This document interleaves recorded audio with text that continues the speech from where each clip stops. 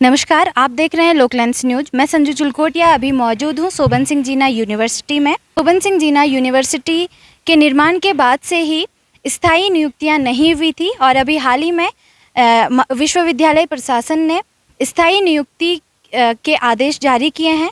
आइए जानते हैं विश्वविद्यालय कुल सचिव महोदय से कि ये नियुक्ति प्रक्रिया किस तरह होंगी और कब तक संपन्न होंगी। सर, विश्वविद्यालय निर्माण के बाद पहली बार स्थायी नियुक्तियां अभी प्रोफेसर्स की होने जा रही है, तो उसके लिए आप क्या कहना चाहेंगे? ये बेहद ही जिसे हम कहते हैं कि सुखद दिन है हमारे लिए कि 5 साल के इंतज़ार के बाद हम अंततः अपने विश्वविद्यालय के परिसर अल्मोड़ा के लिए नवीन नियुक्तियां करने जा रहे हैं।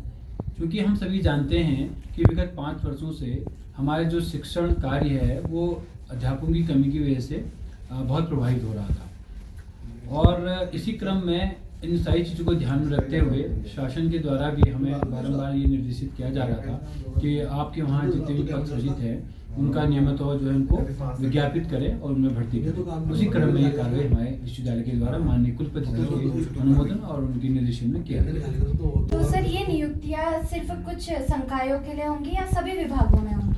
ये जो नियुक्तियाँ हमने की हैं, आपने इसमें देखा होगा कि विज्ञापन में हमने समस्त जो हमारे संकाय के तहत जितने भी विभाग हैं उन सारे विभागों में जितनी भी रिक्त पद हैं उनके लिए हमने ये विज्ञापन निकाला है और उसमें प्रोफेसर, एसोसिएट प्रोफेसर और असिस्टेंट प्रोफेसर और असिस्टेंट लाइब्रेरियन इनके पदों को अभी हमने विज्ञापित किया है।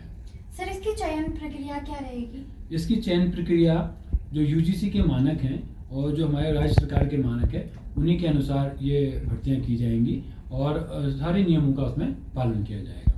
जी, एक सर बहुत महत्वपूर्ण प्रश्न, काफ़ी सारे छात्रों का भी के मन में ये विचार आ रहा है कि ये जो स्थायी नियुक्तियां हो रही हैं ये इतने टाइम से क्यों नहीं हो पाई, क्या कारण इसका रहा? देखिए, इसमें बहुत ज़्यादा मेरे पास कहने को कुछ नहीं है क्योंकि निरंतर क्या है हम प्रयास इसमें करते रहे हैं कि यथाशीघ्र ये नियुक्तियाँ हो जाएं। तो चूंकि जब विश्वविद्यालय नया बना तो सबसे बड़ा जो चुनौती हमारे सामने थी वो थी इसके रोस्टर के निर्माण की।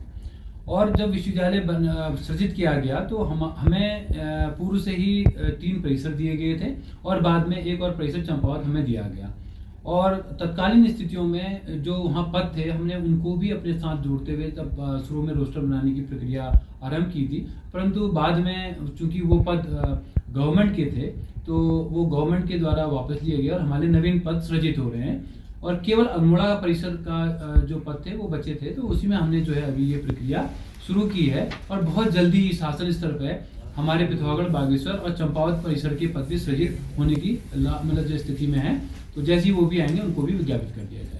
सर, फिलहाल कितने पदों में नियुक्ति होने वाली है? फिलहाल जो हमारे पास है हमने टोटल अगर देखा 60 के आसपास जो है टीचरों की भर्ती और एक असिस्टेंट लाइब्रेरियन के पद की विज्ञापन किया है।